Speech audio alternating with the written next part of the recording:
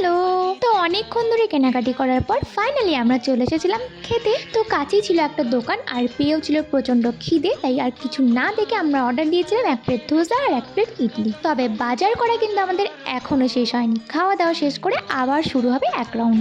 যাই হোক, প্রচণ্ড খিদে পেয়েছিল আর আমরা সেই সকালে এসেছি, তাই কোনো কিছু না দেখে শুরু করে দিয়েছিলাম একদম ভালো করে খেতে।